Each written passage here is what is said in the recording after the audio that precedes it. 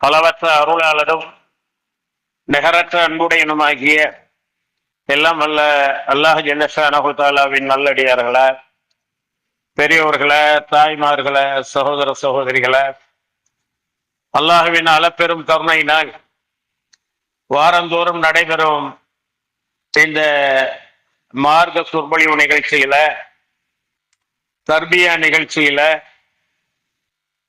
கலந்து கொண்ட நன்மைகளை அடைய வேண்டும் என்பதற்காக வல்ல இறைவன் நம்மை எல்லாம் ஒன்று குழுமை செய்திருக்கின்றான். நல்ல செய்திகளை சொல்லிய வண்ணம் செயல்பட எனக்கும், செவிதாழ்த்தியை கேட்கின்ற வண்ணம் செயல்பட உங்களுக்கும் அல்லாஹ் அருள்வாளிப்பாடாக. அல்ஹம்துலில்லாஹி ரப்பில் ஆலமீன். அகிலங்கள் அனைத்தையும் படைத்து வளர்த்து பரிபக்குவப்படுத்தி காக்கின்ற அல்லாஹுக்கே எல்லா புகழும். அவன் வானங்களையும் பூமியையும் அவை இரண்டுக்கும் மத்தியில் உள்ளவற்றை எல்லாம் எவ்வித முன்மாதிரியும் இன்றி, யாருடைய எதுவுடைய உதவியும் இன்றி தன்னந்தனியாக படைத்தான். அவன் படைத்தவைகள் பிரம்மாண்டமானவைகளானாலும் அற்பமானவைகளானாலும் படைத்து வெறுமனே விட்டு விடாமல் அவைகளுக்கு வேண்டியதை வழங்கி தவணை வரை துல்லியமாக நிர்வகித்து வருகின்றான். படைத்தலும் காத்தலும் அழித்தலும் அல்லாஹுக்கே உரியது. சதாவும் அவன் காரியத்திலே இருந்து கொண்டிருக்கின்றான். ஒரு இலை உதிர்வதென்றாலும் அவனுடைய அனுமதி இல்லாமல் உதிர்வதில்லை. ஆழ்கடலின் இருளிலே உள்ள அணுவாக இருந்தாலும் அவனுக்கு புலப்படாமல் இல்லை. அவன் சகல ஞானமும் மிக்கவனாக இருக்கின்றான், சகல வல்லமையும் ஆற்றலும் உள்ளவனாக இருக்கின்றான். உண்மையான வல்ல அல்லாஹ் மனித அறிவு வீச்சுக்கு அப்பாற்பட்ட மகத்தான ஆற்றல்களை தன்னகத்தை கொண்டவனாக இருக்கின்றான். அத்தகைய ரப்புல் ஆலமீனை நான் மீண்டும் மீண்டும் போற்றி புகழ்ந்து ஆரம்பம் செய்கின்றேன். சொர்க்கத்திற்காக வாழ்ந்தவர்கள், சொர்க்க சுகங்களை அனுபவிப்பதற்காக இந்த உலகத்திலே துன்பங்களை மேற்கொண்டவர்கள், கஷ்டங்களை ஏற்றுக்கொண்டவர்கள், இவ்வுலக வாழ்க்கை எப்படியானாலும் முடிய போகிறது, மறுமை வாழ்க்கை மகத்தானது, அது நிலையானது, அதில் மரணம் இல்லை, அதில் வியாதி இல்லை, அதில் வயோதிகம் இல்லை, இவ்வாறு அல்லாஹ் வழங்கவிருக்கின்ற அந்த கண்குளிர்ச்சியை, எப்படிப்பட்ட கண்குளிர்ச்சி அல்லாஹ் சொல்கிறான் இல்லையா? وَلَا تَعْلَمُ نَفْسٌ مَا أُخْفِيَ لَهُم مِّن قُرَّةِ أَعْيُنٍ جَزَاءً بِمَا كَانُوا يَعْمَلُونَ. எந்த கண்ணும் பார்த்திராத, எந்த காதும் கேட்டிராத, எந்த இதயமும் எவ்வளவுதான் கற்பனைக்கு மேல் கற்பனை செய்தாலும் அவைகளுக்கெல்லாம் அப்பாற்பட்டதாக அல்லாஹ் இந்த சொர்க்கத்தை படைத்திருக்கிறான். முத்தகீன்களுக்காக, இறையச்சமுடையவர்களுக்காக அதை படைத்திருப்பதாக அல்லாஹ் சொல்கிறான்.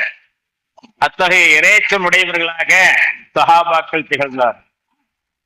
எந்த அளவுக்கு அவர்களிடம் ஈமான் மேலோங்கி இருந்தது என்றால், முஸஅப் பின் உமைர், நீங்கள் கேள்விப்பட்டிருப்பீர்கள், செல்வ சீமாட்டியின் மகன், பெரும் பணக்காரர், ஒரு நாளைக்கு பல உடைகளை மாற்றக்கூடியவர். அவர் நடந்து சென்று முடிந்த பிறகும் அவர் பூசியிருந்த நறுமணம் அந்த தெருக்களெங்கும் வீதிகளெங்கும் கமழ்ந்து சூழ்ந்து மற்றவர்களுக்கும் மனம் வீசும். அப்பொழுது மற்றவர்கள் பேசிக் கொள்வார்களாம், முஸஅப் பின் உமைர் இந்த வழியாக சென்றிருக்கிறார், அவர்தான் இப்படிப்பட்ட வாசனை திரவியங்களை எல்லாம் உபயோகிப்பார், அவர் விட்டு சென்றதுதான் இந்த வாசனை என்று சொல்லக்கூடிய அளவுக்கு மிகவும் செல்வ செழிப்பாக வாழ்ந்தவர், ஒரே பிள்ளை. அந்த தாயுடைய மகனாகிய அவர்கள் ஒளிந்தும் மறைந்தும் இஸ்லாத்தை ஓரிருவருக்கும் 3-4 பேர்களுக்கும் இப்படி படிப்படியாக ஏகத்துவத்தை எடுத்துரைத்த இறை தூதரும் இறுதி தூதருமான அகிலத்தூருக்கெல்லாம் அருக்குடையான முஹம்மது ஸல்லல்லாஹு அலைஹி வஸல்லம் அவர்கள் தாருல் அர்க்கம் என்று சொல்லக்கூடிய அந்த அர்க்கம் ரலியல்லாஹு அன்ஹு வீட்டிலேதான் மற்றவர்களுக்கு தெரியாத விதத்திலே, அவர்கள் மோப்பம் பிடித்து வராத அளவிலே அந்த பிரச்சாரத்தை மேற்கொண்டார். ஒருமுறை முஸஅப் பின் உமைர் ரலியல்லாஹு அன்ஹு அவர்கள் என்னதான் சொல்கிறார் பார்ப்போம் என்று சென்றார். குர்ஆன் வசனம் ஓதப்பட்டு கொண்டிருந்தது. அது அப்படியே உள்வாங்கினார்கள். அதை உண்மை என்று நம்பினார்கள். இதுதான் சத்திய மார்க்கம் என்று நம்பினார்கள். உடனே நபி ஸல்லல்லாஹு அலைஹி வஸல்லம் அவர்களுடைய கரம் பற்றி கலிமா சொன்னார்கள். லா இலாஹ இல்லல்லாஹ் முஹம்மதுர் ரசூலுல்லாஹ். வணக்கத்திற்கு தகுதியானவன் யாரும் இல்லை, எதுவும் இல்லை அல்லாஹுவை தவிர. முஹம்மது ஸல்லல்லாஹு அலைஹி வஸல்லம் அவர்கள் அல்லாஹுடைய அடியாராகவும் தூதராகவும் இருக்கின்றார்கள் என்று அவர்கள் உள்ளத்தாலும் உதட்டாலும் சான்று பகர்ந்தார்கள். அந்த கொள்கையை உள்வாங்கி அவர்களிலே மாற்றங்கள் நிறைய வந்துவிட்டது. இருப்பினும் தாய்க்கு இந்த ரகசியத்தை தெரியப்படுத்தவில்லை. தான் இஸ்லாத்தை தழுவி முஸ்லீம் ஆகிவிட்டதை தன்னுடைய தாய் அறிந்தால் பழமையிலே ஊறி திளைக்கக்கூடிய தொண்டு தொட்டு பாட்டன் பூட்டன் காலத்திலிருந்து நடந்து வரக்கூடிய நடைமுறைகளை எல்லாம் வேறறுக்க வந்த இஸ்லாத்தை அவர்கள் ஏற்றுக்கொள்ள மாட்டார்கள் என்பதற்காக அவர்கள் ஒழித்து மறைத்து வைத்திருந்தார்கள். ஆனால் ஒரு நாள் கூட தவறாது அந்த நபி ஸல்லல்லாஹு அலைஹி வஸல்லம் அவர்களை சந்திப்பதும் அவர்களுடைய உரையாடல்களை உபதேசங்களை கேட்பதும் இவர்களுக்கு வாடிக்கையாக இருந்தது. ஒரு முறை உறவினன் ஒருவன் பார்த்து விட்டார். முஸஅப் பின் உமைருடைய சொந்தக்காரன் ஒருவன் பார்த்து இவர் எங்கே அங்கே செல்கிறார் என்று அவன் நோட்டமிட்டான். ஒரு முறை இருமுறை பார்த்தான். அவர் முஸ்லீம் ஆகிவிட்டார் என்பது அவனுக்கு தெரிந்தது. உடனே போய் தாயிடத்திலே பற்ற வைத்து விட்டான். உன்னுடைய அருமை மகன், செல்வ மகன், சீமானாக வாழ்ந்து கொண்டிருக்கின்ற இந்த மகன் சீரழிவு பாதையை நோக்கி சென்று விட்டார். புதிய மதம் ஒன்றை கொண்டு வந்திருக்கின்ற முகமதை பின்பற்ற ஆரம்பித்து விட்டார், முஸ்லீம் ஆகிவிட்டார் என்று. உடனே தாயாருக்கு வந்தது கோபம். அவர்கள் இந்த மகனை எப்படியாவது இஸ்லாத்திலிருந்து வெளியேற்றி விட வேண்டும் என்பதற்காக எவ்வளவோ பிரயத்தனங்களை செய்தார். தாயை பற்றி தந்தையை பற்றி என்ன கூறுகிறது இஸ்லாம்? தாய் சொல்லை தட்டாதே என்று கூறுகிறது இஸ்லாம். அப்படியானால் என்னுடைய சொல்லை தட்டாதே, இஸ்லாத்தை விட்டு வெளியேறிவிடு. நாளை அல்லாஹ் உன்னிடத்திலே கேட்டால் என் தாய் தான் வெளியேற சொன்னார்கள், அதனால் நான் இஸ்லாத்தை விட்டு விட்டேன் என்று சொல். அங்கு நான் பதிலளித்துக் கொள்கிறேன் என்றெல்லாம் அந்த பெண் எவ்வளவோ முயற்சி பண்ணி பார்த்தார்கள். ஆனால் இருக்க இருக்க அவர்களுடைய உள்ளத்தில் ஈமானிய உறுதி. அவர்களுக்குரிய உணவுகளை கொடுக்காமல், அவர்களுக்குரிய ஆடைகளை கொடுக்காமல் கையிலே விளங்கிட்ட நிலையிலே அந்த வீட்டிலேயே அவர்கள் சிறை வைக்கப்பட்டார். இப்படியாக அவர்கள் சிறை வைக்கப்பட்ட பிறகு எப்படியோ ஜன்னல் பகுதியை உடைத்து வெளியே வந்து தெருவிலே கிடந்த கோணியை சுட்டுக்கொண்டு, அதாவது சாக்கு என்பார்கள், மதிப்பில்லாத எட்டு போன சாக்கை எடுத்து மானத்தை மறைத்துக் கொண்ட நபி ஸல்லல்லாஹு அலைஹி வஸல்லம் அவர்களிடம் வந்து நின்றார். அவர்களை பார்த்த மாத்திரத்திலேயே இம்மை வாழ்வை, உலக வாழ்வை, செல்வ செழிப்பான வாழ்வை கொடுத்து மறுமையின் சொர்க்கத்தை நீங்கள் பெற்றுக் கொண்டீர்களே என்று சொல்லக்கூடிய அளவுக்கு அவர்களுடைய ஈமான் உறுதி இருந்தது. மரணத்திற்கு பிறகுள்ள வாழ்க்கை நிரந்தரமானது என்ற அந்த உள்ளார்ந்த நம்பிக்கை அவர்களை இவ்வாறு செய்ய சொன்னது. எவ்வளவோ தாய் சொல்லி பார்த்தால் உனக்கும் எனக்கும் ஒன்றுமில்லை, என்னுடைய சொத்திலே ஒரு பைசா உனக்கு கிடையாது, நீ தொலை அப்படின்னு சொல்லி தொலைத்து விட்டார். முதல் ஹிஜ்ரத் மக்கமா நகரிலே இஸ்லாத்தின்படி வாழ முடியவில்லை. குர்ஆன் ஓதினால் அடி விழுகிறது, தொழுதால் அடி விழுகிறது, இஸ்லாத்தை பற்றி யாருக்காவது எடுத்துரைத்தால் அடி விழுகிறது. இதன் காரணமாக இஸ்லாம் நமக்கு கிடைத்திருக்கிறது அல்லாஹுடைய மார்க்கம். அது சாதாரணமாக அரபகத்துக்கு வந்த மார்க்கம் அல்ல, ஆதம் அலைஹிஸ்ஸலாம் முதலே உள்ள மார்க்கம். ஆனால் நபி ஸல்லல்லாஹு அலைஹி வஸல்லம் அவருடைய காலத்திலே அது முழுமைப்படுத்தப்பட்டது, நிறைவு செய்யப்பட்டது. எல்லா இறை தூதர்களும் இஸ்லாத்தை தான் கொண்டு வந்தார்கள். முதல் மனிதரும் முதல் நபியுமான ஆதம் அலைஹிஸ்ஸலாம் அவர்கள் உட்பட இஸ்லாம் நமக்கு கிடைத்திருக்கிறது, தொழுகை நமக்கு கிடைத்திருக்கிறது, குர்ஆன் நமக்கு கிடைத்திருக்கிறது. இதை செயல்படுத்த வேண்டும் என்பதற்காகவே முதலிலே ஹிஜ்ரத் செய்தார்கள் அபிசீனியா. இந்த நாடு, இந்த வீடு, இந்த சொத்து சுகங்கள் எல்லாவற்றையும் விட்டுவிட்டு இஸ்லாம் ஒன்றே வேண்டும் என்பதற்காக முதலிலே எத்தோப்பியா என்று இப்பொழுது சொல்லக்கூடிய அபிசீனியாவுக்கு முதல் ஹிஜ்ரத் செய்தார். அங்கே போய் அவர்கள் சுதந்திரமாக தங்களுடைய வணக்க வழிபாடுகளை, தங்களுடைய குர்ஆன் ஓதுதல்களை, அல்லாஹ்வுடைய தூதரும் சொன்ன அந்த நடைமுறைகளை எல்லாம் நடைமுறைப்படுத்திக் கொண்டிருந்தார். பிறகு மக்காவிலே இப்பொழுது நிலைமை சாதகமாகிவிட்டது. அவர்கள் முஸ்லிமானவர்களை துன்புறுத்துவதில்லை, முன்பு போல் கொடுமைகள் எல்லாம் இல்லை என்ற தவறான தகவலின் அடிப்படையிலே திரும்ப வந்தார்கள். வந்து பார்த்தால் முன்னை விட அதிகமாக அடித்துக் கொண்டிருக்கிறார்கள், முன்னை விட அதிகமாக ஆக்கிரமிப்புகளை கட்டவிழ்த்துக் கொண்டிருக்கிறார்கள். அதனால் இரண்டாவது முறையும் அபிசீனியா சென்றார்கள். இந்த 2 ஹிஜ்ரத்திலும் இந்த 2 நாடு துரத்தலிலும் முஸ்அப் பின் உமைர் ரலியல்லாஹு அன்ஹு அவர்கள் இருந்தார். இரண்டாவது ஹிஜ்ரத் முடிந்து மக்கா மாநகருக்கு வந்த அவர்களை நபி ஸல்லல்லாஹு அலைஹி வஸல்லம் அவர்கள் தங்களுடைய தோழர்களை தோழிகளை எல்லாம் பார்க்கிறார்கள். மதீனாவுக்கு ஒரு ஆள் அனுப்ப வேண்டும், அவர் மார்க்கத்தை எடுத்துரைக்க வேண்டும், அந்த மக்களை எல்லாம் இஸ்லாத்திற்கு கொண்டு வர வேண்டும், அவருடைய பிரச்சாரம் மக்களால் கவரப்பட வேண்டும். அதுக்கு யார் தோதானவர் என்று பார்க்கும் போதுதான் முஸ்அப் பின் உமைர் ரலியல்லாஹு அன்ஹு அவர்களை தேர்ந்தெடுத்தார். நான் அல்லாஹ்வுடைய தூதர், என்னுடைய தூதராக நீங்கள் மதீனாவிற்கு செல்லுங்கள், அங்கே மக்களுக்கு மத்தியிலே மார்க்கத்தை சொல்லுங்கள், அனைவரும் இஸ்லாத்தை ஏற்றுக்கொள்வதற்காக உங்களுடைய முழு உழைப்பையும் செலுத்துங்கள் என்று அவர்களுக்கு சொன்ன மாத்திரத்திலே அவர்கள் அல்லாஹ்வுடைய தூதரே நிச்சயமாக நான் அவ்வாறு செய்வேன் என்று சொல்லி உறுதி எடுத்து சென்றார்கள். அங்கே சென்றவுடன் அஸத் பின் சுராரா என்று இஸ்லாத்திற்கு ஏற்கனவே வந்த 2 அகபா உடன்படிக்கைகளில் கலந்து கொண்ட அந்த அஸத் பின் சுராரா இருந்தார். அவர்களை போய் பார்த்த போது தூதரின் தூதரே வாருங்கள் என்று அவர்களை வரவேற்று அவர்களுடைய வீட்டிலே வாழச் செய்து இதன் மூலம் நீங்கள் மக்களுக்கு எடுத்து சொல்லுங்கள் என்று சொன்னார். அவர்களின் இஸ்லாத்தை சொல்ல சொல்ல சொல்ல நிறைய பேர்கள் இந்த இஸ்லாத்தின்பால் வந்து கொண்டே இருக்கின்றார்கள்.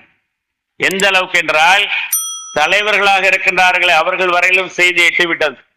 சாமானிய மக்களுடைய சாதாரணமானவர்களுடைய மனதை மாற்றி புதிய மதத்திற்கு ஒருவர் வந்து அவர்களை எல்லாம் இஸ்லாத்தின்பால் முஸ்லிம்களாக்கி கொண்டிருக்கிறார் என்ற செய்தியை தலைவருக்கு தெரிவிக்க வேண்டும் என்பதற்காக ஒரு உண்மை சொல்லிவிட்டார்.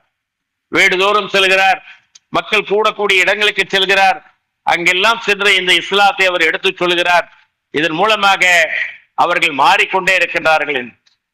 இதை எந்த தலைவரிடம் சொன்னார்கள் என்று சொன்னால் சஅத் பின் முஆத் ரலியல்லாஹு அன்ஹு.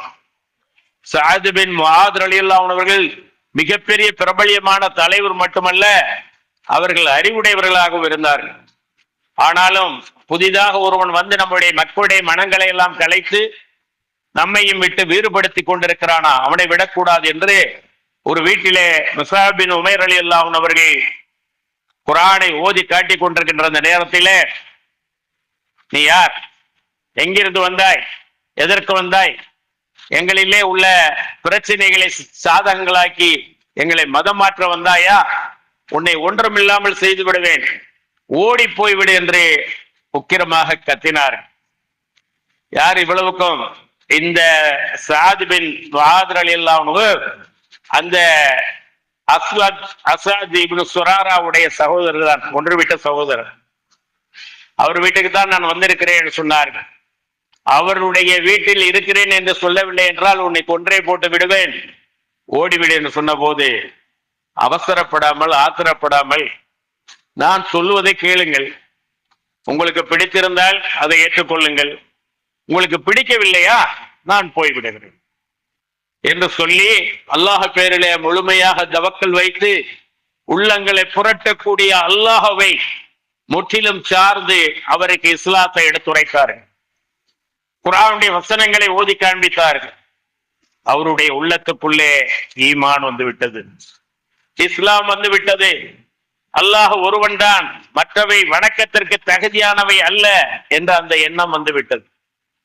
உடனே நான் இஸ்லாத்திற்கு வருவதற்கு என்ன செய்ய வேண்டும்?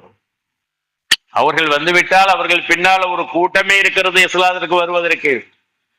நீங்கள் குளித்து விட்டு வாருங்கள், குளித்து விட்டு வந்து இந்த வார்த்தைகளை சொல்லுங்கள் என்று குளிக்க செய்து அவர்களுக்கு இந்த லா இலாஹ இல்லல்லாஹ் முஹம்மது ரசூலுல்லாஹ் என்கிற கலிமாவை சொல்லி அவர்கள் இஸ்லாத்திற்கு வந்த பிறகு ஏராளமானவர்கள் தாராளமாக இஸ்லாத்தை நோக்கி வந்த வண்ணமாக இருந்தார். நபி ஸல்லல்லாஹு அலைஹி வஸல்லம் அவர்களுக்கு அவ்வப்போது தகவலை அனுப்பி கொண்டிருக்கிறார்கள், இவ்வளவு பேர் வந்திருக்கிறார்கள், இவ்வளவு பேர் வந்திருக்கிறார்கள் என்று. ஒரு நேரத்திலே மதீனா முழுவதும் குறிப்பிட்ட யூதர்களை தவிர இந்த அப்துல்லா பின் இப்னு சலூல் முனாஃபிகளுடைய தலைவன், அவனுக்குத்தான் கிரீடம் சூட்டி அவனை மன்னனாக்க வேண்டும், அரசராக்க வேண்டும் என்று அந்த மக்கள் எண்ணிக்கொண்டிருந்தார்கள். அவனுக்கு பேரிடியாகத்தான் நபி ஸல்லல்லாஹு அலைஹி வஸல்லம் அவர்கள் மதீனாவுக்கு வரப்போகிறார்கள்.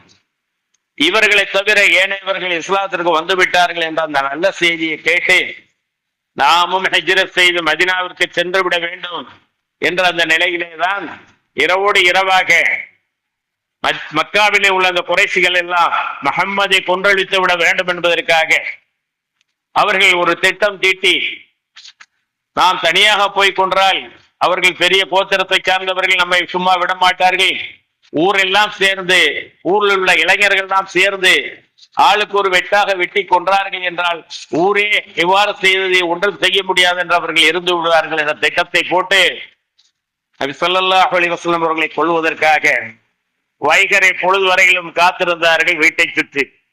அதற்கு முன்னாலேயே அல்லாஹ் வகை அறிவித்து விட்டான், இறை செய்தி அவர்களுக்கு சொல்லிவிட்டான், நீங்கள் ஹிஜ்ரத் செய்வதற்கு, இந்த மக்கமா நகரை துறப்பதற்கு, அகதியாக செல்வதற்கு சரியான தருணம் என்று அவர்களுக்கு அந்த வகை வந்தவுடனேயே அபூபக்கர் சித்திக் ரலியல்லாஹு அன்ஹு அவர்களோடு ஏற்கனவே வளர்த்து வைத்திருந்த அந்த 2 ஒட்டகைகளோடு அவர்கள் ஹிஜ்ரத் செய்தார்கள். சவுர் குகையிலே தங்கினார்கள். 3 நாட்களுக்கு பிறகு திரும்ப சென்றார்கள்.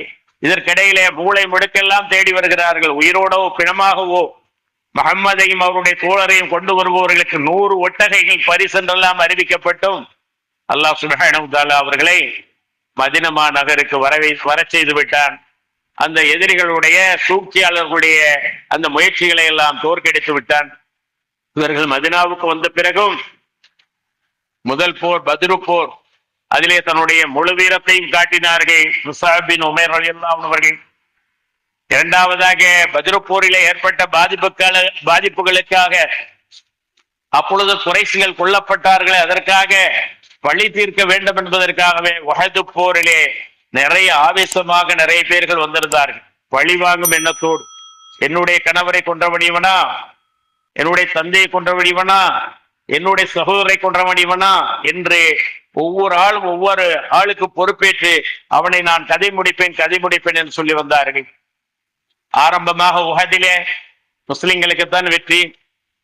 பெண்கள் எல்லாம் தங்களுடைய கால்களிலே போட்டு இருக்கக்கூடிய அந்த தண்டை, அதெல்லாம் தெரிய, கெண்டை கால்களிலே தண்டை தெரிய, அந்த ஆபரணங்கள் எல்லாம் தெரிய தங்களுடைய உடைகளை தூக்கி பிடித்தவாறு ஓடினார்கள். புறமுதுகிட்டு காவிர்களும் ஓடினார்கள். முஸ்லிம்கள் அவர்களை விரட்டி சென்றார்கள். 50 பேர்கள் இருந்த அம்பை கொண்டிருந்தார்கள்.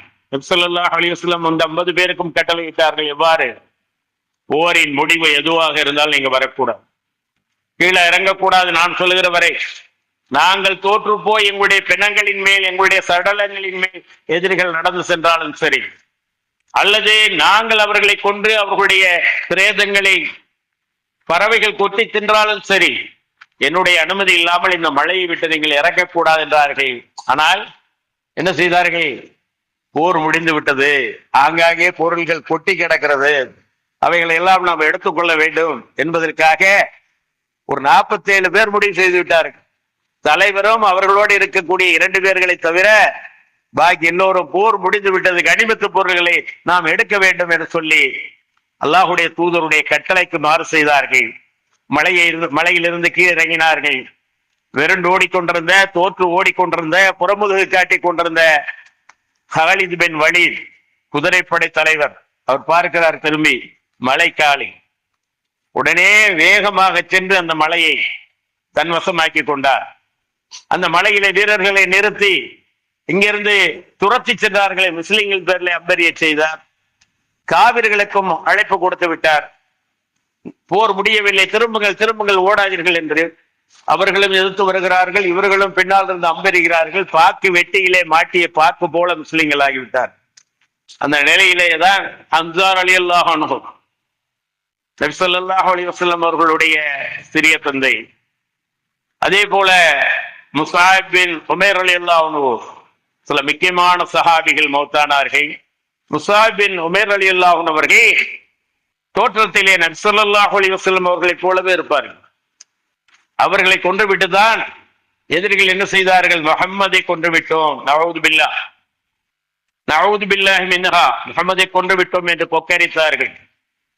அப்பொழுது எதிரிகளுக்கு புது தெம்பு வந்து விட்டது. முஹம்மதே போய்விட்டாரா, இனிமேல் இந்த படைகளை நிர்மூலமாக்கி விடலாம் என்று. அதே நேரத்தில் இவர்களுக்கு, முஸ்லிம்களுக்கு பலகீனம் வந்து விட்டது. அல்லாஹ்வுடைய தூதரே போயிட்டாங்க, அப்புறம் என்ன இருக்கு அப்படின்னு சொல்லி இவர்களும் புறபதிகிட ஆரம்பித்து விட்டார்கள். பெரும் சஹாபியான உஸ்மான் ரலியல்லாஹு அன்ஹு அவர்கள் உள்பட. அல்லாஹ் அதை கேட்கிறார். இதற்கு முன்னாலும் இறை தூதர்கள் வந்திருக்கிறார்கள், கொல்லப்பட்டிருக்கிறார்கள், இறந்திருக்கிறார்கள். இவரும் இறை தூதர் தான். இறந்து விட்டால், கொல்லப்பட்டு விட்டால் நீங்கள் உங்களுடைய பாதையிலே திரும்பி சென்று விடுவீர்களோ? உங்களுடைய பின்னங்கால்கள் பிறடர்கள் அடிக்க ஓடி விடுவீர்களோ? அப்படி ஓடினால் அல்லாஹுக்கு எதையாவது நீங்கள் நஷ்டத்தை ஏற்படுத்தி விட முடியுமா என்று அல்லாஹ் கேட்கக்கூடிய அளவுக்கு முஸ்லிம்கள் அந்த நேரத்திலே மன ரீதியாக பலகீனம் அடைந்தார்கள். முஸஅப் பின் உமைர் ரலியல்லாஹு அன்ஹு அவர்கள் கொல்லப்பட்டு விட்டார்கள். அவர்களுடைய மனைவியார் வருகிறார்கள், ஹம்னா. அந்த ஹம்னா வரும்போது நபி ஸல்லல்லாஹு அலைஹி வஸல்லம் அவர்கள் சொல்கிறார்கள், உன்னுடைய தாய் மாமன் யாரு? ஹம்ஸா ரலியல்லாஹு அன்ஹு. இந்த ஹம்னாவுடைய தாய் மாமன் ஹம்ஸா பின் அப்துல் முத்தலிப் ரலியல்லாஹு அன்ஹு. உன்னுடைய தாய் மாமன் வீரமரணம் அடைந்தார், வெகுமதியை பெற்றுக் கொள்கின்றார். உடனே இவர்கள் சொன்னார்கள், இன்னா லில்லாஹி வ இன்னா இலைஹி ராஜிஊன், நாம் அவனுக்கே உரியவர்கள், அவன் அளவிலே திரும்பி செல்லக்கூடியவர்கள் என்று பொறுமை காத்தார்கள். பிறகு நபி ஸல்லல்லாஹு அலைஹி வஸல்லம் அவர்கள் கூறுகிறார்கள், உன்னுடைய சகோதரர் ஷஹீதாகி விட்டார், வெகுமதியை பெற்றுக்கொள், அவருக்குள்ள தரஜாவை நீ பெற்றுக்கொள் என்று. உடனே அவர்கள் கொஞ்சம் நிலை குலைந்து போனார்கள். இருந்தாலும் முந்தி சொன்ன அதே சொல்லை சொன்னார். மூன்றாவதாக நபி ஸல்லல்லாஹு அலைஹி வஸல்லம் அவர்கள் சொன்னார்கள், உன்னுடைய கணவர் முஸஅப் பின் உமைர் ரலியல்லாஹு அன்ஹு அவர்களும் இந்த போர்க்களத்திலே ஷஹீதாக்கப்பட்டார்கள். ஒரு புறம் தாய் மாமா, இன்னொரு புறம் கூட பிறந்த சகோதரர், இன்னொரு புறம் கணவர். அப்படி இருந்தும் அந்த வீர பெண்மணி நாம் அல்லாஹ்வுக்குரியவர்கள், அல்லாஹ் அளவிலே திரும்பக்கூடியவர்கள் என்று சொன்னால் அப்படித்தான் அவர்களுடைய வாழ்க்கை மறுமையை மையமாக வைக்கும், மறுமையை நோக்கமாக வைத்து. இவ்வுலக வாழ்க்கை எப்படி வேண்டுமானாலும் கழிந்து போட்டும், ஆனால் மறுமையிலே நான் மகத்தான அந்த சொர்க்கத்தை, அல்லாஹ் வழங்கக்கூடிய அந்த சொர்க்கத்தை நான் அடைய வேண்டும் என்பதற்காக அவர்கள் அப்பொழுது பொறுமை காத்தார். முஸஅப் பின் உமைர் ரலியல்லாஹு அன்ஹு செல்வ சீமானாக வளர்ந்தவர்கள், சீராட்டி பாராட்டி வளர்க்கப்பட்டவர்கள், இப்பொழுது இறந்து கிடக்கிறார்கள். அவர்களிடம் ஏதாவது பொருள் இருக்கிறதா என்று சொன்னால் கிழிந்த கம்பளி, ஒரு கம்பளி உடை இருக்கிறது, கிழிந்த கம்பளி. அதை வைத்து கபடியிடலாம் என்றால் தலை மூடினால் கால் தெரிகிறது, காலை மூடினால் தலை தெரிகிறது. யாருக்கு? இந்த உலக செல்வங்களிலே புரண்ட செல்வ சீமானுக்கு இஸ்லாத்தை ஏற்றுக்கொண்டதின் காரணமாக அவர்கள் இந்த நிலைக்கு ஆளானார். இருப்பினும் அல்லாஹ் அவர்களை பொருந்திக் கொண்டார், அல்லாஹுவையும் அவர்கள் பொருந்திக் கொண்டார்கள். ரலியல்லாஹு அன்ஹும் வரது அன், அல்லாஹ் அவர்களை பொருந்திக் கொண்டான், அவர்களும் அல்லாஹுவை பொருந்திக் கொண்டார்கள். அந்த பொருத்தத்தோடு அவர்கள் ஷஹீதானார்கள், வீர மரணம் அடைந்தார்கள். கடைசியாக நபி ஸல்லல்லாஹு அலைஹி வஸல்லம் அவர்கள் சொன்னார்கள், தலையை துணியால் மறைத்து காலை சில செடிகளை, சில புட்களை வைத்து மூடி அவர்களை அடக்கம் செய்யுங்கள் என்று. முஸஅப் பின் உமைர் ரலியல்லாஹு அன்ஹு அவர்களுடைய அந்த வாழ்க்கை வரலாறை நாம் பார்க்கும்போது ஈமானுக்காக, இஸ்லாத்திற்காக, இம்மை மறுமை வெற்றியை பற்றி அவர்கள் கொண்ட நோக்கத்திற்காக, இம்மையை விட மறுமை உயர்வாக தேர்ந்தெடுத்ததன் காரணத்தினால் அவர்கள் என்ன செய்தார்கள்? இந்த வீர மரணம் அடைந்தார்கள். தூதரின் தூதராக இருந்து ஏராளமான பேர்களை தாராளமாக இஸ்லாத்திற்கு கொண்டு வந்தார்கள். உங்கள் மூலம் ஒருவருக்கு ஹிதாயத்து கிடைப்பது 2 சிவப்பு ஒட்டகங்கள் உங்களுக்கு கிடைப்பதை விட சிறந்தது என்று நபி ஸல்லல்லாஹு அலைஹி வஸல்லம் அவர்கள் சொன்னார்களே, அத்தகைய சிவப்பு ஒட்டகங்கள் எத்தனையோ கிடைக்கக்கூடிய விதத்திலே பல 100 பேர்களுக்கு, பல 1000 பேர்களுக்கு அவர்கள் இஸ்லாத்தை எடுத்து சொல்லி இஸ்லாத்திற்கு கொண்டு வந்தார். ஏனென்றால் அவர்களுடைய நோக்கம் எல்லாம் சொர்க்கமாக இருந்தது. இதே போல செல்வத்திலே புரண்ட ஒரு பெண்மணி ஆசியா அலைஹிஸ்ஸலாம் அவர்கள் என்ன செய்தார்கள்? ஃபிரௌனுடைய மனைவியாக, பேரரசியாக திகழ்ந்தார்கள். தன்னை அரசருக்கெல்லாம் அரசர் என்று சொல்லவிட, ஆனா ரப்புக்குமல் அலா என்று சொன்னான். ரப்புக்கெல்லாம் நான் பெரிய ரப்புடா என்று சொன்ன ஃபிரௌனுடைய மனைவி, பெரும் அரண்மனையில வாழ்ந்தவர்கள், செல்வ செழிப்போடு வாழ்ந்தவர்கள். அவர்கள் இஸ்லாத்தை ஏற்றார்கள். மூசா நபியை இறை தூதராக ஏற்றுக்கொண்டார்கள், அல்லாஹ் ஒருவன் தான் என்று ஒப்புக்கொண்டார்கள். அதன் காரணமாக அவர்களுடைய இன்பங்கள் எல்லாம் பறிக்கப்பட்டது. கவலைப்படவில்லை. அவர்களுக்கு துன்பத்திற்கு மேல் துன்பம், சித்திரவதை கொடுக்கப்பட்டது. அடி, உதை, சரியான சாப்பாடு இல்லை, உடைகள் இல்லை, எவ்வளவோ ஆபரணங்களை, தங்க நகைகளை போட்டுக் கொண்டது அவர்கள். வேலைக்காரியை விட மோசமாக அவர்களுக்கு கடுமையான துன்பங்கள் கொடுக்கப்பட்டது. இஸ்லாத்தை விட்டுவிட, இஸ்லாத்தை விட்டுவிட என்று சித்திரவதை செய்தான் ஃபிரௌன். ஆனால் அவர்கள் இஸ்லாத்தை விடவில்லை. அல்லாஹ்விடத்தில் துஆ செய்தார்கள், இந்த அநியாயக்காரர்களுடைய கொடுமைகள் இருந்தும் என்னை விடுவித்திடு. எனக்கு இந்த மாளிகை வேண்டாம், இந்த அரண்மனை வேண்டாம். சொர்க்கத்திலே எனக்கு ஒரு அரண்மனையை கட்டித்தார், சொர்க்கத்திலே எனக்கு ஒரு வீட்டை கட்டித்தா என்று கேட்ட முதல் பெண்மணியும் கடைசி பெண்மணியும் அவர்களால் தான் இருப்பார். ஏனென்றால் நாம் சொர்க்கத்தை கேட்போம் இல்லையா? சொர்க்கம் வேண்டும் என்று கேளுங்கள். அதிலும் நபி ஸல்லல்லாஹு அலைஹி வஸல்லம் அவர்கள் சொன்னார்கள், சொர்க்கம் வேண்டும் என்று கேளுங்கள், அந்த சொர்க்கத்திலேயே ஃபிர்தௌஸ் வேண்டும் என்று கேளுங்கள். அல்லாஹ் சொல்லுகிறானா இல்லையா? கத் அஃப்லஹல் முஃமினூன், மூமின்கள் வெற்றி பெற்று விட்டார்கள். அல்லதீன ஹும் ஃபீ ஸலாத்திஹிம் ஹாஷியூன், அவர்கள் தங்களுடைய தொழுகையிலே உள்ளச்சத்தோடு இருந்தார்கள், நேரம் தவறாமல் தொழுதார்கள். அல்லதீன ஹும் அனில் லாஹி முஅரிதூன், வீணானவற்றிலிருந்து அவர்கள் விலகி இருப்பார்கள். பார்வைகளால், செவிகளால், நாவால் எதது வீணானதோ அதை விட்டு விலகி இருப்பார்கள். எண்ணங்களிலே ஏற்படக்கூடிய தீங்கான எண்ணங்களை விட்டும் அவர்கள் விலகி இருப்பார்கள். வல்லதீனஹும் லிஸ்ஸகாத்தி ஃபாயிலூன், அவர்கள் அல்லாஹ் வழங்கியதிலிருந்து தான தர்மங்களை செய்வார்கள், ஜக்காத்தை கொடுப்பார்கள். வல்லதீனஹும் லிஃபுரூஜிஹிம் ஹாஃபிலூன், அவர்கள் தங்களுடைய வெட்கத்தலங்களை பாதுகாத்துக் கொள்வார்கள், கற்பு நெறியோடு வாழ்வார்கள். இல்ல அலா அஸ்வாஜிஹிம் அவ் மா மலக்கத் ஐமானுஹும் ஃபஇன்னஹும் கைரு மலூமீன், அவர்கள் தங்களுடைய துணைகளோடு ஆகமாக்கப்பட்ட கணவன் மனைவியிடம், மனைவி கணவனிடம் செல்வதன் மூலமாக பழிக்கப்பட மாட்டார்கள். அது அவர்களுக்கு ஆகமாக்கப்பட்டது, அந்த சுகம் அவர்களுக்கு உரியது, அது ஹலாலானது என்று அல்லாஹ் சொல்லிவிட்டு, இதை மீறி யாரு வேறு வேறு விதத்திலே இந்த சுகத்தை அனுபவிக்க வேண்டும் என்று நினைக்கிறார்களோ அவர்கள் தான் தண்டனைக்குரியவர்கள், வரம்பு மீறியவர்கள் என்று சொல்கிறார். வல்லதீனஹும் லிஃபுரூஜிஹிம் யுஹாஃபிலூன் இல்லா அலா அஸ்வாஜிஹிம் அவ் மா மலக்கத் ஐமானுஹும் ஃபஇன்னஹும் கைரு மலூமீன் ஃபமன் இப்தஆ வரஆ ذلك فاولئك هم العادون வல்லதீனஹும் லிஅமானாத்திஹிம் வஅஹ்திஹிம் ராஊன், அவர்கள் வாக்குறுதி சொன்னால் அதை நிறைவேற்றுவார்கள். வாக்களித்து விட்டால் அந்த வாக்குக்கு மாறு செய்ய மாட்டார்கள். அப்போ ஒரு பேச்சு, இப்போ ஒரு பேச்சு அவர்களிடம் இருக்காது. சொல்ல மாட்டார்கள், சொல்லிவிட்டால் அதை நிறைவேற்றுவார்கள். சொல்லுவதற்கு முன்னால் அவர்கள் யோசிப்பார்கள், இது சாத்தியமா, இதை நம்ம செய்ய முடியுமா, இந்த உதவியை செய்ய முடியுமா, இந்த வாக்கை நிறைவேற்ற முடியுமா என்று அவர்கள் யோசனை செய்து வாக்களித்து விட்டால் அந்த வாக்குறுதிக்கு மாறு செய்ய மாட்டார்கள், வாக்கை நிறைவேற்றுவார்கள். அமானிதங்கள் அவர்களிடம் ஒப்படைக்கப்பட்டால் அவர்களால் அதை எடுத்துக்கொள்ள முடியும். கொடுத்தவர் எதுவும் செய்துவிட முடியாது. நம்மிடம் தந்து விட்டார், எவரிடமும் போய் சொல்லிக்கொள், உன்னால் ஆனதை பார்த்துக்கொள், நீ எப்பொழுது தந்தாய் என்றெல்லாம் கேட்க முடியும். ஆனால் இவர்கள் என்ன செய்வார்கள்? அல்லாஹ்வை பயந்து, மறுமையை மனதிலே கொண்டு, நரக நெருப்பிலிருந்து வெளியாக வேண்டும் என்பதற்காக தங்களிடம் வழங்கப்பட்ட அமானிதங்களை பேணுவார்கள். வல்லதீனஹும் அலா ஸலவாத்திஹிம் யுஹாஃபிலூன், அவர்கள் தங்களுடைய தொழுகைகளை பேணுதலாக தொழுது கொண்டே இருப்பார். உலாயிக ஹுமுல் வாரிசூன், இவர்கள்தான் வாரிசுதாரர்கள், இவர்கள்தான் சொர்க்கத்துக்குரியவர்கள். எந்த சொர்க்கம்? உலாயிக ஹுமுல் வாரிசூன் அல்லதீன யரிதூனல் ஃபிர்தௌஸ், ஃபிர்தௌஸ் என்ற சொர்க்கத்துக்கு சொந்தக்காரர்கள். ஹும் ஃபீஹா ஹாலிதூன், அந்த ஃபிர்தௌஸ் என்னும் சொர்க்கத்திலே அவர்கள் தொடர்ந்து இருந்து கொண்டே இருப்பார்கள். ஆக அப்படிப்பட்ட ஃபிர்தௌஸ் சொர்க்கத்தை நீங்கள் கேளுங்கள் என்று நபி ஸல்லல்லாஹு அலைஹி வஸல்லம் சொன்னார்களே தவிர, சொர்க்கத்திலே எனக்கு ஒரு மாளிகை கட்டித்தா என்று கேட்ட முதல் பெண்மணி ஆசியா அலைஹிஸ்ஸலாம் அவர்கள் தான். இங்கே உள்ள மாளிகை வேண்டாம், அங்கே எனக்கு ஒரு மாளிகையை அமைத்துத்தா என்று அவர்கள் கேட்டார்கள். அதுபோல் அல்லாஹும் அவர்களுக்காக சொர்க்கத்துக்குரியவர்கள் அவர்கள் என்பதை மரியம் அலைஹிஸ்ஸலாம் அவர்களையும் இந்த ஆசியா அலைஹிஸ்ஸலாம் அவர்களையும் அல்லாஹ் ஸலாஹித்து சொல்கிறார். அப்படிப்பட்ட சொர்க்கத்துக்குரியவர்களாக இருக்க வேண்டும் என்பதற்காக நிறைய பெண்கள் சொர்க்கம்தான் வேண்டும். ஒரு கருப்பு நிற பெண்மணி நபி ஸல்லல்லாஹு அலைஹி வஸல்லம் அவர்களுடைய காலத்திற்கு பிறகு வயோதிகமாக இருக்கிறார்கள். வாலிபத்திலே இருக்கும்போது அவர்கள் நபி ஸல்லல்லாஹு அலைஹி வஸல்லம் அவர்களிடம் வந்து எனக்காக பிரார்த்தியுங்கள் என்று சொன்னார். இப்னு அப்பாஸ் ரலியல்லாஹு அன்ஹு அவர்கள் அறிவிக்கின்றார்கள், சிறுவராக இருந்து இப்பொழுது வளர்ந்து வந்துட்டார்கள். சொர்க்க பெண்மணிகளிலே சொர்க்கவாசிகளில ஒரு பெண்ணை உங்களுக்கு நான் காட்டட்டுமா என்று கேட்கிறார்கள்.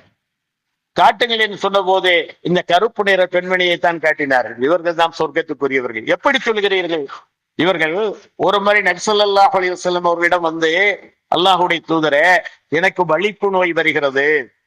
வலிப்பு நோய் வரும்போது அது கடை வீதியாக இருந்தாலும், தெருவாக இருந்தாலும், வெளிப்பகுதியாக இருந்தாலும், நான் வலிப்பு நோய் வந்து விழுந்து விடுகிறேன். என்னுடைய ஆடைகள் விலகிக் கொள்கிறது, என்னுடைய அவுரதுகள் வெளியே தெரிகிறது. ஆகவே இந்த வலிப்பு நோய் எனக்கு குணமாக, இளவயதாக இருக்கக்கூடிய என்னுடைய இந்த வலிப்பு நோய் குணமாக நீங்கள் அல்லாஹ்விடம் பிரார்த்தியுங்கள். அப்பொழுது நபி ஸல்லல்லாஹு அலைஹி வஸல்லம் அவர்கள் சொன்னார்கள், நான் பிரார்த்திக்கின்றேன், உனக்கு சுகமாகிவிடும். ஆனால் இந்த நோயோடு நீ இருந்தால் உனக்கு சொர்க்கம் என்று அல்லாஹ் சொல்கிறார். இந்த நோயை நீ சகித்துக் கொண்டால், பொறுத்து கொண்டால், அல்லாஹ் உனக்கு சொர்க்கத்தை வைத்திருக்கிறார். அதாவது மாற்றுத்திறனாளிகள் என்று சொல்லுவார்கள். கண் பார்வையற்றவர்களாக இருக்கலாம், கை ஊனமுடையவர்களாக இருக்கலாம், கால் ஊனமுடையவர்களாக இருக்கலாம். இப்படி அல்லாஹ் என்ன குறைபாடுகளோடு ஒருவரை படைத்து விட்டானோ அவர்களை பிரத்யேகமாக தேர்ந்தெடுத்துக் கொள்வான். அவர்களை நல்ல முறையில சொர்க்கத்திலே அவர்கள் சுகங்களை அனுபவிக்க வேண்டும் என்பதற்காக அல்லாஹுடைய ஏற்பாடு இது. நான் இப்படியும் படைத்திருக்கிறேன், நன்றாகவும் படைத்திருக்கிறேன். என்னுடைய படைப்புல அதுவும் உண்டு, இதுவும் என்று உண்டு என்று. ஏனென்றால் அவர்களை பார்த்து நீங்கள் பாருங்கள், கை கால்கள் நமக்கு நன்றாக இருக்கிறது. அவர்கள் கை கால்கள் சரியில்லாமலே அல்லாஹ்வை வணங்குகிறார்களே, நாம் வணங்கக்கூடாதா என்ற எண்ணங்கள் வர வேண்டும் என்பதற்காக அல்லாஹுடைய ஏற்பாட்டின் பிரகாரம் அல்லாஹ் சகல ஞானமும் அறிந்தவனாக இருக்கிறான், நாம் அறிய மாட்டோம். அவன்தான் எல்லா விதமான அறிவும் உள்ளவன். அப்பொழுது நபி ஸல்லல்லாஹு அலைஹி வஸல்லம் சொன்னார்கள், இந்த வலிப்புண்ணோயின் காரணமாக உனக்கு சொர்க்கம் இருக்கிறது. நான் பிரார்த்தித்தால் இந்த வலிப்பு நோய் குணமாகிவிடும், சொர்க்கத்திற்கு உத்தரவாதம் தர முடியாது. அப்பொழுது அந்த பெண் கூறுகிறார்கள், வலிப்பு நோய் என்னோடவே இருக்கட்டும், எனக்கு சொர்க்கமா? இந்த வலிப்பு நோய் என்னோடவே இருக்கட்டும். பாருங்கள், எவ்வளவு பெரிய காக்கா வலிப்புன்னு சொல்லுவாங்கல்ல, எவ்வளவு பெரிய நோய் அது. இந்த வலிப்பு நோய் என்னோடவே இருக்கட்டும் அல்லாஹ்வுடைய தூதரே, எனக்கு தேவை சொர்க்கம். ஆனால் வலிப்பு வரும்போது இந்த ஆடைகள் விலகுகிறது, அது விலகாமல் இருப்பதற்காக எனக்காக நீங்கள் அல்லாஹ் இடத்திலே துஆ செய்யுங்கள் என்று சொன்னார்கள். அதுபோல நபி ஸல்லல்லாஹு அலைஹி வஸல்லம் அவர்களும் துஆ செய்தார். இப்படி சொர்க்கத்திற்காக இந்த உலகத்திலே என்ன துன்பங்கள் என்றாலும் அதை அனுபவித்துக் கொள்ள நான் தயாராக இருக்கிறேன். இந்த வாழ்க்கை நிரந்தரம் இல்லாதது, மறுமை வாழ்க்கை நிரந்தரமானது. அந்த மறுமை வாழ்க்கையிலே நான் நரகத்திற்கு சென்று விடக்கூடாது, நெருப்புக்கு சென்று விடக்கூடாது என்று அப்பொழுது இருந்தவர்கள் எல்லாம் அந்த சொர்க்கத்திற்காகத்தான் உழைப்பு செய்தார்கள். சொர்க்கத்திற்காகத்தான் தங்களுடைய சுகபோகங்களை எல்லாம் துறந்தார்கள்.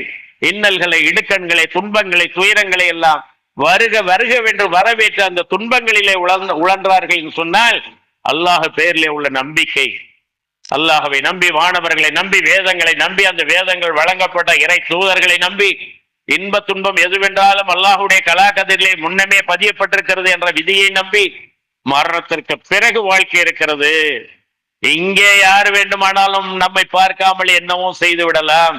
ஆனால் அல்லாஹ் நம்மை கண்காணித்துக் கொண்டே இருக்கின்றான், அல்லாஹ் நம்மை பார்த்து கொண்டே இருக்கிறான். அவனிடமிருந்து தப்ப முடியாது. நம்முடைய எண்ணங்கள், நம்முடைய செயல்பாடுகள் நல்லவையாக இருந்தால் கிராமன் அவர்கள் எழுதுவார்கள், தவறானவைகளாக இருந்தால் காத்திபீன் அவர்கள் எழுதுவார்கள்.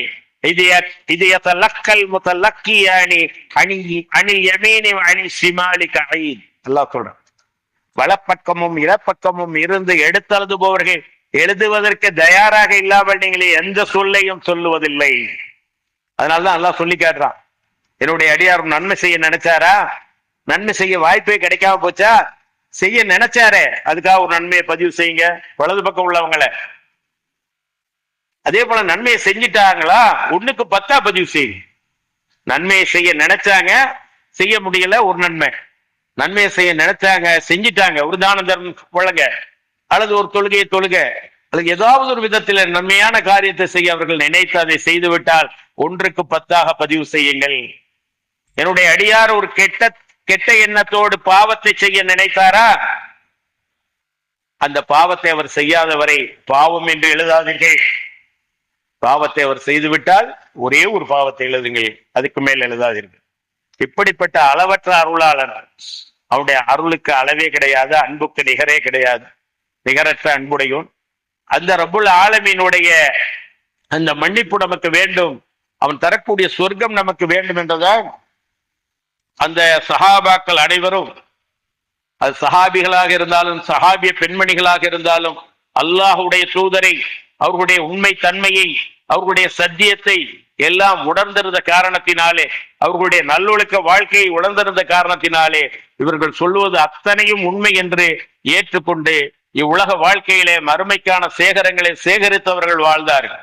இன்னும் எவ்வளவோ சஹாபிய பெண்மணிகள், சஹாபாக்களுடைய வரலாறுகள் இருக்கின்றது. ஒவ்வொன்றும் அதை கேட்பதன் மூலமாக சுவாரஸ்யமாக ரசித்து விட்டு போறதல்ல, ஈமான் அதிகரிக்க வேண்டும், இறை நம்பிக்கை அதிகரிக்க வேண்டும், நரக நெருப்பின் வேதனையும் பாதுகாக்கப்பட வேண்டும். நான் இன்னொரு முறை வந்தால் நரகம் அதனுடைய நெருப்பு, உலக உபயோகத்திற்காக தரப்பட்டிருக்கிற நெருப்பு என்று பார்க்கிறோம். தன்னை சட்டாம்பிள்ளை என்றும் பெரிய வல்லரசு என்றும் பேற்றிக் கொண்டிருந்தவன் இன்று தவிக்கிறான். நெருப்பை அணைக்க முடியவில்லை. மல்லட்டு காற்று அந்த நெருப்பை பரவலாக்குகிறது. ஈரப்பதம் இல்லாத அந்த காத்து 80 முதல் 100 மைல் வேகத்தில் அடித்து காட்டிலே இருந்த தீ இப்பொழுது நாட்டுக்கு வந்து நாடு நகரங்களை எல்லாம் கபலீகரம் செய்து கொண்டிருக்கின்றது. 15,000 கட்டிடங்கள் முடிந்து விட்டது. 25,000 35,000 ஏக்கர். ஒரு ஏக்கர் என்ன, 300 குழி என்பார்கள், 3 மா என்பார்கள். ஒரு மாங்கிறது 100 குழி. அப்ப 3 மா தான் ஒரு ஏக்கர். இப்ப 25,000 35,000 ஏக்கர் எரிந்து பெரும் பெரும் பட நடிகர்கள் எல்லாம், பெரும் பெரும் லட்சாதிபதிகள் எல்லாம் பிச்சாதிபதிகளாக அவர்கள் இருந்த இடம் தெரியாமல் அத்தனையும் நெருப்பு விழுங்கிவிட்டது. ஆனால் நெருப்பால் யாரையும் அல்லாஹ் தண்டிக்கவில்லை. இவ்வளவு பெரிய பேரிழப்புக்கு மத்தியிலும் இறந்தவர்களுடைய எண்ணிக்கை 20 25ங்கிறான், காணாமல் போனவர்களுடைய எண்ணிக்கை 13ங்கிறான். ஏன் இங்க அவங்களுக்கு கொள்ளல? நெருப்பால தண்டிக்கல அல்ல. சுனாமில லட்சக்கணக்கான பேர் அழிச்சா. நெருப்பால ஏன் தண்டிக்கலன்னா 70 மடங்கு வீரியமா உள்ள அங்க நெருப்பு இருக்கு. அதுல இருந்து ஒரு பகுதியை எடுத்து கடல்ல அமுக்கி அதனுடைய வீரியத்தை குறைத்துதான் இன்னைக்கு உலகத்துக்கு இந்த நெருப்பு தரப்பட்டிருக்கு. ஸல்லல்லாஹு அலைஹி வஸல்லம் அவர்கள் சொன்னார்கள், ஆதமின் மகன் பற்ற வைக்கக்கூடிய நெருப்பு நரக நெருப்பிலிருந்து ஒரே ஒரு பங்கு, அது 70 இருக்கு, அதுல ஒரு பங்கு தான் இங்க வந்திருக்கு. அப்ப சஹாபாக்கள் கேட்டாங்க, அல்லாஹ்வுடைய தூதரே, இந்த நெருப்பே போதுமே, அவ்வளவும் அழிக்கிறதுக்கு, அவ்வளவு பேரையும் பிடிக்கிறதுக்கு இந்த நெருப்பே போதுமே? இல்லை, அங்குள்ள நெருப்பு வீரியமானது. இங்கே பட்டால் உடனே இதயத்திலே பாயும், முதுகு பக்கமாக வந்துவிடும். அவர்கள் வேதனையை அனுபவிப்பதற்காக அவர்களுடைய தோள்கள் எல்லாம் தொடர்ந்து மாற்றி மாற்றி கொடுக்கப்பட்டு நிரந்தரமான வேதனையை, நரக வேதனையை அவர்கள் அனுபவிப்பார்கள். சும்மலாய மூத்த தீஹா வலா யஹ்யா, அந்த நரகிலே அவர்கள் வாழவும் மாட்டார்கள், சாகவும் மாட்டார்கள் என்று வந்திருக்கின்ற காரணத்தால் சஹாபாக்கள், சஹாபிகள், சஹாபிய பெண்மணிகள் எந்த அளவுக்கு அல்லாஹுடைய அச்சப்பாட்டோடு வாழ்ந்தார்களோ, அவனுடைய மன்னிப்புக்கும் சொர்க்கத்திற்கும் வாழ்ந்தார்களோ, அப்படித்தான் நாமும் வாழணும். ஏன்னா கிடைச்சிருக்கிறது ஒரு வாய்ப்பு. இங்க மனைத்தபடி சரீரைத்தபடி கண்டதே காட்சி கொண்டதே கோலம் என்று தன்னை மறந்து, தன்னை படைத்தவனை மறந்து தான் தோன்றித்தனமாக வாழ்ந்து மௌத்தானால் கபருல வேதனை, அப்புறம் நரக வேதனை. அதனாலதான் நம்ம எச்சரிக்கையாக இருக்கணும். அல்லாஹ் சொல்றான், வசாரி ஜன்னத்தின் அர்து ஸமாவாத்து வல் அர்த் வஇத்தத்தில் முத்தகீன். அல்லாஹ்வுடைய மன்னிப்புக்கும் அல்லாஹ்வுடைய சொர்க்கத்திற்கும் நீங்கள் விரைந்து வாருங்கள். உங்களுக்காகத்தானே படைச்சிருக்கிறான். என்ன வேணும்? அல்லாஹ்வுடைய அச்சம் வேணும், பயம் வேணும், அதான் சொர்க்கம் கிடைக்கும். அல்லாஹ்வுடைய மன்னிப்புக்கும் சொர்க்கத்திற்கும் நீங்கள் விரைவாக வாருங்கள், தாமதிக்காதீர்கள். அந்த சொர்க்கத்தின் பரப்பளவு வானம் பூமி போன்ற விசாலமானது. முத்தகீன்களுக்காக, அல்லாஹுவை பயப்படக்கூடிய தக்வாதாரிகளுக்காக அதை நாம் தயாரித்து வைத்திருக்கிறோம், படைத்து வைத்திருக்கிறோம் என்று சொல்லுகிறானே. அத்தகைய சொர்க்கத்துக்குரியவர்களாக வல்ல அல்லாஹ் உங்களையும் என்னையும் ஆக்கியுள்ள வேண்டும். சஹாபிய பெண்கள், சஹாபாக்கள் போல அல்லாஹுடைய தூதரோடு நாம் சொர்க்கத்திலே இருக்கக்கூடிய பாக்கியத்தை வல்லவன் ரஹ்மான் நமக்கெல்லாம் வழங்க வேண்டும் என்று கேட்டு எனது உரையை நிறைவு செய்கின்றேன். அல்ஹம்துலில்லாஹி ரப்பில் ஆலமீன். அஸ்ஸலாமு